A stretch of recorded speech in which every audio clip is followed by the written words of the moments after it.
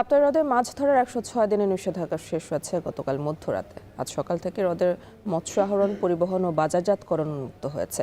এরই মধ্যে জেলার ৪টি মৎস্য অবতরণ ঘাটে আসতে শুরু করেছে মাছ। এ বিষয়ে আরও জানাতে রাঙামাটি মৎস্য অবতরণ ঘাট থেকে যুক্ত আছেন সহকর্মী জিয়াউর রহমান জুয়েল। জুয়েল, হ্রদে আশানুরূপ মাছ পাওয়া যাচ্ছে কিনা জানাবেন, আর মৎস্য অবতরণ ঘাটের কর্মতৎপরতা কেমন দেখছেন? এটি বলে রাখি যে গেল ২৪শে এপ্রিল থেকে মূলত ২ দফা সময় বাড়িয়ে এই ১০ই অগাস্ট বিশেষ করে রাত ১২টা পর্যন্ত যে নিষেধাজ্ঞা ছিল সেটি মূলত প্রজনন মৌসুমের কারণে। প্রতি বছর এমন আসলে প্রতি বছরই এই বিষয়টি কার্যকর হয়, বিশেষ করে পহেলা মে থেকে ৩১শে জুলাই পর্যন্ত। তো এবার অন্তত ১৬ দিন আগে পিছে বাড়িয়ে মূলত এই নিষেধাজ্ঞাটি কার্যকর করা হয়। এই সময়টাতে বেকার হয়ে পড়েন বিশেষ করে জেলেরা, একই সঙ্গে যারা কর্মজীবী রয়েছেন এই মাছ সংশ্লিষ্ট এবং ব্যবসায়ীরা। তো আজকে সকাল থেকে যখন মাছ আসা শুরু হয়েছে এই ৪টি অবতরণ ঘাট, আমি যেখানটায় দাঁড়িয়েছি রাঙামাটি যে মৎস্য অবতরণ ঘাট, একই সঙ্গে আরো ৩টি ঘাট রয়েছে কাপ্তাই, মারিশা এবং খাগড়াছড়ির মাছুরি। ৪টি অবতরণ ঘাটেই সকাল থেকে মাছ আসা শুরু হয়েছে নৌকা বোঝাই করে।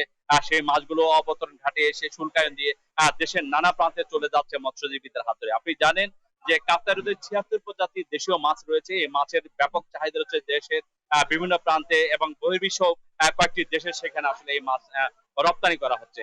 এই যে মাছ থেকে গত অর্থ বছরে সেখানে প্রায় ১০,০০০ মেট্রিক টন মাছ এসেছিল। এই ৪টি অবতরণ ঘাট হয়ে সেটি শুল্কায়ন বাবদ ২.৫ কোটি টাকা যে শুল্ক বাবদ সরকার রাজস্ব আয় পেয়েছে এবং সেটি মাছের হিসাবে অন্তত ২.৫ কোটি টাকার বেশি। ২৬৭ দিন খোলা ছিল সেই মাছ গত অর্থ বছরেও। একই সঙ্গে সেখানে দৈনিক ৮,৪৪,০০০ টাকার মতো এই রাজস্ব বাবদ শুল্কায়ন থেকে আদায় হয়েছে। আমরা সকাল থেকে দেখেছি বিপুল সংখ্যক চাপিলা মাছ এসছে এবং একই সঙ্গে সেখানে কাচকি মাছ রয়েছে। এখন পর্যন্ত এই দুটি মাছেরই আধিক্য আমরা দেখতে পেয়েছি। ব্যবসায়ীরা খুশি, জেলেরাও খুশি যে প্রথম দিনেই বিপুল সংখ্যক মাছ ধরা পড়ছে। তবে বিকাল নাগাদ হয়তো আরো অন্যান্য যে বড় মাছগুলো রয়েছে, বিশেষ করে কাতলা, রুই, বোয়াল, মৃগেল, একই সঙ্গে কালীবাউস, পাবদা, বাচা এবং অন্যান্য যে মাছগুলো রয়েছে সেই মাছগুলো আসলে আসা শুরু হবে। প্রথম দফায় যে জালটি ফেলা হয় সেটি চাপিলা আর কাচকির জন্য, সেটি এরই মধ্যে এসে পৌঁছে গেছে।